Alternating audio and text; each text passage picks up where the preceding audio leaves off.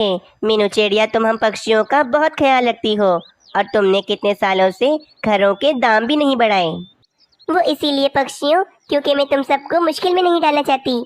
मेरा घर तुम सब पक्षी आराम से खरीद लेते हो और मुझे मुनाफा भी अच्छा खासा हो जाता है। इसी जंगल में कालू कौवा भी रहता था। कालू कौवा काफी आलसी था और कोई काम काज नहीं करता था। रानी कौवी तो कालू कौवे से बहुत परेशान थी। कालू जी, आपने मुझे बहुत परेशान कर दिया है।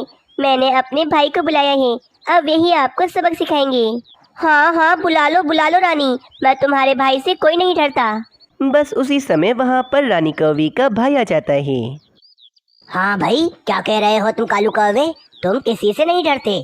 अरे कौवे भाई, आप यहाँ अचानक कहाँ से आ गए? मैं तो बस रानी से ऐसे ही कह रहा था, मैं तो आपके अलावा किसी से नहीं डरता। बस बस कालू कौवे, मैंने सब सुन लिया है, परंतु मैं आखिरी बार कहने आया हूँ कि कोई काम धंधा कर लो, वरना मैं रानी कौवी को हमेशा हमेशा के लिए अपने साथ ले जाऊंगा। हाँ भाई, मैं भी कामचोर कालू जी के साथ बिल्कुल भी नहीं रहना चाहती। ये तुम क्या कह रही हो? भाई, मैंने मीनू चिड़िया का कारोबार देखा है। मीनू चिड़िया पक्षियों को मजबूत घर और घोंसले बनाकर देती है। मैं भी यही चाहता हूँ कि मैं भी मीनू चिड़िया की तरह यही कारोबार करूँ। बस आप मुझे लकड़ियाँ दिलवा दें, मैं खूब मेहनत करूँगा और लकड़ियों के पैसे भी मैं आपको लौटा दूंगा। ठीक है कालू कौवे, लेकिन ये तुम्हारा आखिरी मौका है। मैं तुम्हें लकड़ियाँ खरीद कर दे देता हूँ, परंतु अब से तुम बहुत मेहनत करोगे। थोड़ी देर के बाद रानी कौवी का भाई कालू कौवे को काफ़ी सारी लकड़ियाँ दिलवा देता है और अब कालू कौवा लकड़ियों के मजबूत घर बनाना शुरू कर देता है। 2 दिन गुजर जाते हैं। 2 दिन कड़ी मेहनत के बाद कालू कौवे ने अब काफ़ी सारे लकड़ियों के घर बना दिए थे। अब कल मैं अपने ये सारे घर बेचूंगा और मीनू चिड़िया की तरह बहुत ज़्यादा अमीर हो जाऊंगा और फिर रानी कभी भी मुझे छोड़कर कभी नहीं जाएगी। अगले दिन कालू कौवा पक्षियों को आवाज़ लगाकर उनसे कहता है, आ जाओ पक्षियों, नए और मजबूत घर खरीद लो। ले जाओ भाई, ले जाओ, मजबूत घर ले जाओ। कालू कौवा काफ़ी देर बैठा रहता है और पक्षियों को आवाज़ें लगाता है, परंतु कोई भी पक्षी कालू कौवे के पास नहीं आता। ये क्या, मेरे ये घर तो कोई पक्षी खरीदने नहीं आ रहा। ऐसे कैसे चलेगा? अगर मेरी ये मेहनत भी ज़ाया हो गई तो भाई तो रानी कौवी को अपने साथ ले जाएंगे। दिल तो करता है कि रानी कौवी के भाई को इतना मारूं कि उनका हाल बुरा कर दूं मैं। जब से शादी हुई है मेरी रानी कौवी से, उसके भाई ने मुझे दबा कर रखा हुआ है। वहीं दूसरी तरफ मीनू चिड़िया के पास तो पक्षियों की भीड़ लगी थी। दूसरे जंगलों के पक्षी भी मीनू चिड़िया के पास आ रहे थे। मीनू चिड़िया, पता है कालू कौवे ने भी तुम्हारी जैसी घर बेचने की दुकान खोली है, परंतु हम पक्षी तो सिर्फ तुम्हारे घर ही खरीदेंगे, क्योंकि तुम्हारे घर बहुत ज़्यादा मजबूत होते हैं। मीनू चिड़िया, बस तुम जल्दी से मेरे पेड़ पर एक लकड़ियों का पक्का घर बना दो ताकि मैं अपने घर में सुकून से रहूं। ठीक है तोते, आज तो मुझे बुलबुल बहन का घर बनाना है, कल मैं पक्का बना दूंगी तुम्हारा घर। कालू कौवा मीनू चिड़िया के चलते धंधे को देखकर काफ़ी ज़्यादा जलता है। मीनू चिड़िया ने सारे पक्षियों को अपना बनाया हुआ है, जभी तो कोई पक्षी मुझसे मेरे घर नहीं खरीद रहा। मुझे किसी भी तरह सब पक्षियों को अपनी तरफ लाना होगा और ये जब ही मुमकिन है जब मीनू चिड़िया अपना कारोबार बंद कर दे। मैं मीनू चिड़िया का ये घर बनाने वाला कारोबार बंद करवा कर ही रहूँगा। बस फिर क्या था, कालू कौवा बुलबुल के घर के पास जाता है। ये बुलबुल का घर मीनू चिड़िया ने आज ही बनाया है, अब आएगा मजा। फिर कालू कौवा बुलबुल के घर में न होने का फ़ायदा उठाकर उस घर पर ज़ोर ज़ोर से उछलता है, जिस कारण वे घर काफ़ी ज़्यादा कमज़ोर हो जाता है। बस अब ये घर बहुत ज़्यादा कमज़ोर हो गया है, कुछ ही देर में ये घर टूट फूट जाएगा। ये कहकर कालू कौवा वहाँ से चला जाता है। कुछ ही देर बाद जब बुलबुल वहाँ पर आती है तो वे देखती है उसका घर तो नीचे गिर के टूट चुका था और उसके अंडे भी उसी घर के अंदर ही दब चुके थे। अरे बाप रे बाप, ये क्या हो गया? मैं तो लुट गई, बर्बाद हो गई। मेरे अंडे, ये घर कैसे टूट गया? ये तो नया घर मैंने मीनू चिड़िया से बनवाया था ना, मैं छोड़ूंगी नहीं उसे। बुलबुल गुस्से में फौरन मीनू चिड़िया के पास जाती है। मीनू चिड़िया, मेरे पैसे मुझे वापस करो। तुमने मुझे इतना कमज़ोर घर बना कर दिया कि मेरा घर नीचे गिर के टूट गया और मेरे अंडे भी टूट गए, सिर्फ और सिर्फ तुम्हारी वजह से। क्या बुलबुल बहन, ऐसा कैसे हो सकता है? मैंने तो आपका घर बहुत मजबूत बनाया था, परंतु आप चिंता मत करें, मैं आपका घर दोबारा बना देती हूँ। नहीं मीनू चिड़िया, अब मुझे तुम पर भरोसा नहीं रहा।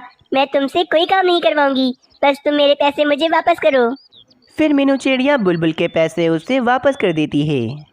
अगले दिन मीनू चिड़िया तोते का घर बनाकर जैसे ही जाती है, कालू कौवा उस घर को भी उछल उछल कर कमज़ोर कर देता है। तोता बड़ी खुशी खुशी अपने घर को देखने आता है और जैसे ही घर के अंदर जाता है तो वे घर भी टूटकर नीचे गिर जाता है और तोता काफ़ी ज़्यादा जख्मी हो जाता है। अरे मर गया रे, मेरी तो कमर ही टूट गई। अरे मीनू चिड़िया, मैं तुम्हें छोड़ूंगा नहीं। तुमने मेरा घर कितना कमजोर बनाया था कि इतनी जल्दी ही टूट गया मेरा घर। बस अब इसी तरह कालू कौवा एक एक करके मीनू चिड़िया के सारे ग्राहक खत्म कर देता है। आओ आओ पक्षियों, एक बार मुझसे मेरे घर तो खरीद कर देखो। मेरे घर बहुत मजबूत हैं। सारे पक्षी अब कालू कौवे के पास आते हैं और कालू कौवे के बनाए हुए लकड़ियों के घर खरीदने लगते हैं। मीनू चिड़िया का कारोबार तो अब बिल्कुल ही ख़त्म हो गया था, जिस कारण मीनू चिड़िया काफ़ी ज़्यादा परेशान थी। ये सब कुछ क्या हो गया? ना जाने किसकी नज़र लग गई मेरे कारोबार पर। पहले तो मेरे घर कितने ज़्यादा मजबूत होते थे, और ना जाने अब मेरे बनाए हुए घर इतनी जल्दी ही क्यों टूट जाते हैं। थोड़ी देर के बाद मीनू चिड़िया जंगल के सारे पक्षियों को जमा करती है। अब क्यों बुलाया है तुमने हमें? मीनू चिड़िया, हम तुम्हारे घर बिल्कुल नहीं खरीदना चाहते। हाँ मीनू चिड़िया, जल्दी बताओ क्या बात है। हमारे पास इतना फालतू समय नहीं कि हम तुम्हारी फालतू बातें सुने। अरे अरे पक्षियों, मेरी बात तो सुनो। मुझे लगता है कि मेरे वे घर कोई जानबूझकर तोड़ रहा है, क्योंकि मेरे साथ ऐसा कभी नहीं हुआ। और मुझे तो कालू कौवे पर शक है, क्योंकि जब से कालू कौवे ने अपना घरों का कारोबार शुरू किया है, मेरे घर जभी से टूटने लगे हैं। जरूर इन सब के पीछे उस कालू कौवे का ही हाथ है। बस एक बार तुम सब मेरा साथ दो, भले मुझसे घर न बनवाओ। एक बार तोते, तुम मुझसे घर बनाने का नाटक करो, मैं छुप कर देखूंगी कि वे घर कैसे टूटता है आखिर। ठीक है मीनू चिड़िया, अगर तुम कहती हो तो मैं तुम्हारा साथ देने को तैयार हूँ। देखते हैं कि आखिर इसमें गलती किसकी है। बस फिर अगले दिन मीनू चिड़िया कालू कौवे को दिखाने के लिए एक पेड़ पर घर बना रही थी। अरे भाई, ये मीनू चिड़िया किस पक्षी का घर बना रही है? जिसका भी हो, मैं तो आज इस घर को तोड़ दूंगा। शाम होने पर मीनू चिड़िया वे घर बनाकर वहाँ से चली जाती है और सब पक्षी और मीनू चिड़िया छुपकर उस घर पर नज़र रखे हुए थे। बस मीनू चिड़िया के वहाँ से जाते ही कालू कौवा उस घर के पास आता है और उस घर पर ज़ोर ज़ोर से उछलने लगता है। सारे पक्षी ये देखकर कालू कौवे पर बहुत ज़्यादा गुस्सा होते हैं और सारे पक्षी फ़ौरन से कालू कौवे के पास जाते हैं। बेवकूफ कवि, तुम्हें क्या लगा कि मैं बेवकूफ हूँ? तुम इस तरह कर करके अपना कारोबार चमका रहे हो, परंतु आज सब पक्षियों ने तुम्हें देख लिया है और आज हम पक्षी तुम्हें छोड़ेंगे नहीं। हाँ हाँ पक्षियों, आज इस कालू कौवे को छोड़ेंगे नहीं, इसे आज बहुत मारेंगे। चलो मारो इसे। बस सारे पक्षी अपना अपना गुस्सा कालू कौवे पर निकालने लगते हैं और इस तरह कालू कौवे को अपनी गलती की सज़ा मिल जाती है। एक जंगल में तेज बारिशें हो रही होती हैं। उसी समय एक पेड़ से एक चील का अंडा जमीन पर आकर गिर जाता है और वे पानी में बहकर आगे निकल जाता है। अगले दिन बारिशें भी रुक जाती हैं और वे अंडा पानी में बहते बहते एक पेड़ के पास आकर रुक जाता है। वहीं से एक सोनू चिड़िया भी गुजर रही होती है। सोनू चिड़िया की नज़र उसी अंडे पर पड़ती है तो सोनू चिड़िया फौरन उस बड़े से अंडे के पास आती है। अरे, ये अंडा किस पक्षी का है?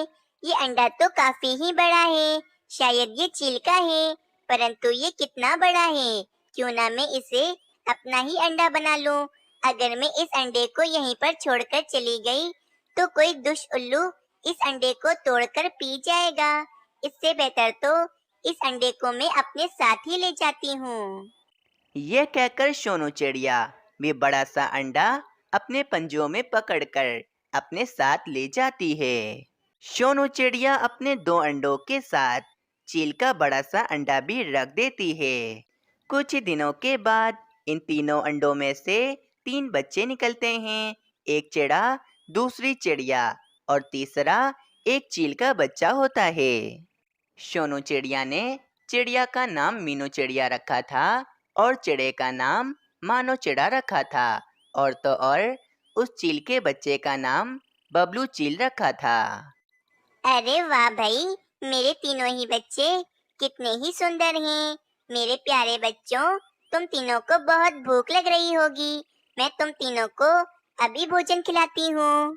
फिर सोनू चिड़िया भोजन लेने के लिए चली जाती है।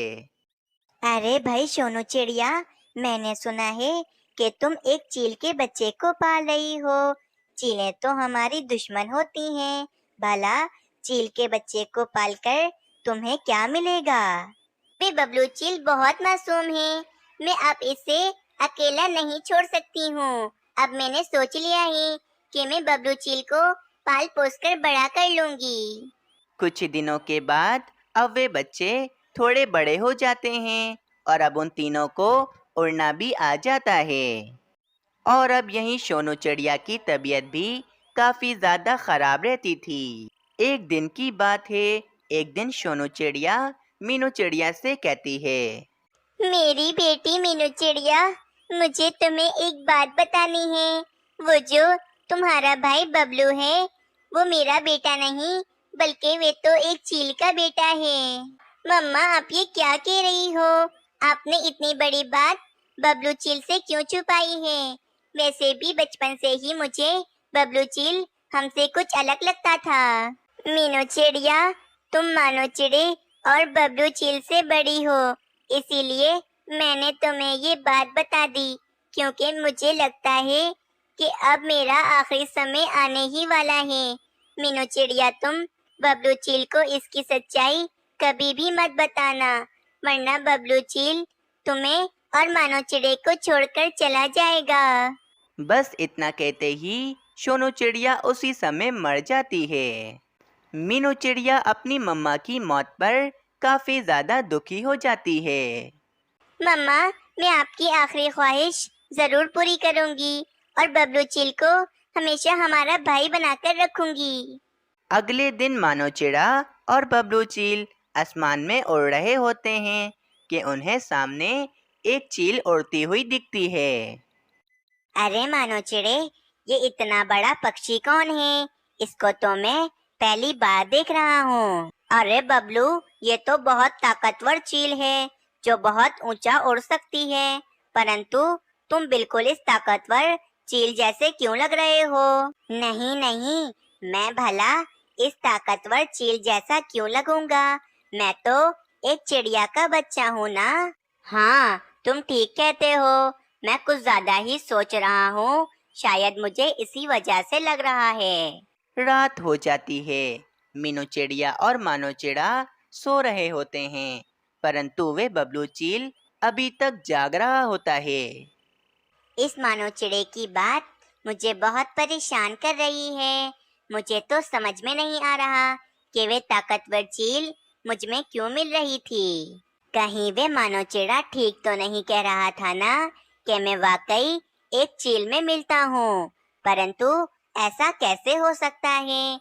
मैं तो एक चिड़िया का बच्चा हूँ, परंतु मैंने तो आज तक अपने आप को कभी देखा ही नहीं है कि मैं कैसा दिखता हूँ। जब मैं छोटा था तो मेरी मम्मा ने मुझे बताया था कि मुझे अपने आप को कभी भी देखना हो तो मैं पानी के पास चला जाऊं। मैं अपने आप को आसानी से देख सकता हूँ। मैं कल सुबह होते ही अपने जंगल के पास वाली नदी के पास चला जाऊंगा। ये कहकर बबलू चील भी आराम से सो जाता है। अगली सुबह हो जाती है। बबलू चील फौरन एक तालाब के पास आ जाता है और इस तालाब के पानी में अपने आप को देखने लगता है और कहता है, अरे, उस मानो चिड़े की बात एकदम ठीक थी। मैं तो उस ताकतवर चील में ही मिल रहा हूँ। कहीं ऐसा तो नहीं कि मैं एक चील का ही बच्चा हूँ। हाँ, अब मैं समझ गया हूँ। इन सब पक्षियों ने मुझसे मेरी सच्चाई छुपाकर मुझे धोखा दिया है। मैं सच में एक चील का ही बच्चा हूँ। और फिर गुस्से में बबलू चील मीनू चिड़िया और मानो चिड़े के पास चला जाता है। मीनू चिड़िया, मानो चिड़े, तुम दोनों ने मुझे धोखा दिया है। इतने सालों से मुझसे मेरी सच्चाई छुपा कर रखी कि मैं एक चिड़िया का बच्चा नहीं बल्कि मैं एक चील का बच्चा हूँ। नहीं नहीं मेरे भाई, मेरी बात सुनो। अब मुझे कोई बात नहीं सुननी। मीनू चिड़िया, आज से तुम दोनों मेरे भाई बहन नहीं हो। मैं जा रहा हूँ, हमेशा हमेशा के लिए। फिर बबलू चील गुस्से में पहाड़ों की तरफ जहाँ चीलें रहती थीं वहाँ चला जाता है। और यहीं मीनू चिड़िया और मानो चिड़ा भी काफी ज्यादा उदास हो जाते हैं। चील आंटी, मैं इसी जंगल की चीलों में से किसी एक चील का बच्चा हूँ, परंतु मुझे जंगल के पक्षियों ने पाल पोस कर बड़ा कर दिया और वो कहते हैं कि मैं उनका बच्चा हूँ। लेकिन अब मैं जान चुका हूँ कि मैं एक चिड़िया का बच्चा नहीं बल्कि मैं एक चील का बच्चा हूँ। मेरी सच्चाई इतने सालों तक मुझसे छुपा कर रखी और मुझे धोखा दिया। अब मैं उन पक्षियों से अपना बदला लेना चाहता हूँ। अरे वाह, इसका मतलब तुम तो जानते होगे कि जंगल के पक्षियों के नन्हे नन्हे बच्चे कहाँ रहते हैं। मैं बस कुछ ही देर के बाद जंगल के पक्षियों पर हमला करने ही वाली हूँ। तुम मेरे साथ ही चलना और मुझे नन्हे नन्हे पक्षियों के घोंसले बता देना। अरे वाह चील आंटी, मैं आपकी जरूर मदद करूँगा, परंतु आप मीनू चिड़िया और मानो चिड़े को भी पकड़ लीजिएगा। मुझे इनसे अपना बदला लेना है। हाँ ठीक है, मैं अभी चलती हूँ, कुछ देर के बाद में आती हूँ। फिर चलते हैं पक्षियों को पकड़ने। ये कहकर वे बाजू चील वहाँ से चली जाती है और यहीं बाजू चील बैठा हुआ होता है कि इसे एक पक्षी की आवाज सुनाई देती है। कोई मुझे बचाओ, कोई मुझे बचाओ, मुझे इस पिंजरे से आजाद करवाओ, कोई तो है, मेरी जान बचाओ। ये आवाज तो यहीं कहीं से आ रही है, चलो मैं देखता हूँ। ये कहकर वे बबलू चील इधर उधर देखने लगता है कि आवाज कहाँ से आ रही थी। बबलू चील इधर उधर ढूंढ ही रहा होता है कि बबलू चील को सामने ही एक कबूतर पिंजरे में कैद दिखता है। बबलू चील फौरन उस कबूतर के पास जाता है। अरे कबूतर अंकल, आपको पिंजरे में किसने कैद किया है? तुम तो बबलू चील हो ना? मैं तुम्हें अच्छी तरह से जानता हूँ। तुम्हारी चील मम्मा मेरी बहुत अच्छी दोस्त थी, परंतु उनकी तेज बारिश में मृत्यु हो गई थी और उनका अंडा पानी में बह गया था और फिर वे अंडा तुम्हारी दूसरी मम्मा सोनू चिड़िया ने उठा लिया था और इसे बिल्कुल अपने अंडों की तरह ही रखा था और फिर उस अंडे में से तुम निकले थे बबलू चील। सोनू चिड़िया ने तुम्हें अपने बच्चों की तरह ही पाला था। लेकिन बबलू चील, तुम यहाँ पर क्या कर रहे हो? तुम्हें तो मानो चिड़े और मीनू चिड़िया के साथ होना चाहिए था ना। फिर बबलू चील कबूतर को सारी बात बताता है कि बबलू चील मीनू चिड़िया और मानो चिड़े से अपना बदला लेना चाहता है। अरे दुष्कहिनके, आज तुम उसी सोनू चिड़िया के बच्चों की जान लेने के पीछे पड़े हो, जिस सोनू चिड़िया ने तुम्हें पाल पोस कर इतना बड़ा कर दिया है। मैंने तो सोनू चिड़िया से पहले ही कह दिया था कि चीलें हमारी दुश्मन होती हैं। चीलों के बच्चों को पालना बहुत बुरी बात है, लेकिन सोनू चिड़िया ने मेरी बात ना मानी और तुम्हें पाल पोस कर इतना बड़ा कर दिया। कबूतर की बात सुनकर बबलू चील काफी ज्यादा उदास हो जाता है और उसके समझ में आ जाती है कि वे मीनू चिड़िया और मानो चिड़े के साथ बिल्कुल गलत कर रहा था। बबलू चील, मुझे तो इन दुष्ट चीलों ने कैद किया हुआ है और आज शाम को ये चीलें मुझे मारकर खाने वाली हैं। तुम मुझे यहाँ से आजाद करवा दो। कबूतर अंकल, आपने तो मुझे मेरी सारी सच्चाई बताई है और आप तो मेरी मम्मा के दोस्त भी हैं। आपकी मदद करना तो मेरा फर्ज बनता है। और फिर बबलू चील उस कबूतर को आजाद करवा के अपने जंगल की तरफ ले जाता है। बबलू चील फौरन मीनू चिड़िया के पास आता है और मीनू चिड़िया से कहता है, मीनू चिड़िया जल्दी करो, इस जंगल में चीलें हमला करने वाली हैं। तुम सभी पक्षियों को लेकर इस जंगल से दूर चली जाओ। बबलू चील की बात सुनकर मीनू चिड़िया जल्दी जल्दी सभी पक्षियों को जमा करके जंगल से दूर ले जाती है। कुछ ही देर के बाद बाजू चील जंगल पर हमला करने के लिए आ जाती है। चील के बच्चे, ये जंगल के सारे पक्षी कहाँ चले गए? यहाँ पर तो कोई भी पक्षी दिखाई नहीं दे रहा है। चील आंटी, शायद जंगल के पक्षियों को किसी ने पहले से ही खबर कर दी होगी कि जंगल पर हमला होने वाला है, इसीलिए सब पक्षी जंगल छोड़कर भाग गए हैं। ये बात सुनकर बाजू चील गुस्सा होकर वापस पहाड़ों की तरफ चली जाती है। कुछ ही देर के बाद सारे पक्षी वापस अपने जंगल में आ जाते हैं। मेरी बहन मीनू चिड़िया, मेरे भाई मानो चिड़े, मुझे माफ कर दो, परंतु अब हम हमेशा साथ रहेंगे। इस कहानी से हमें ये सीख मिलती है कि हमें कभी भी किसी का एहसान नहीं भूलना चाहिए।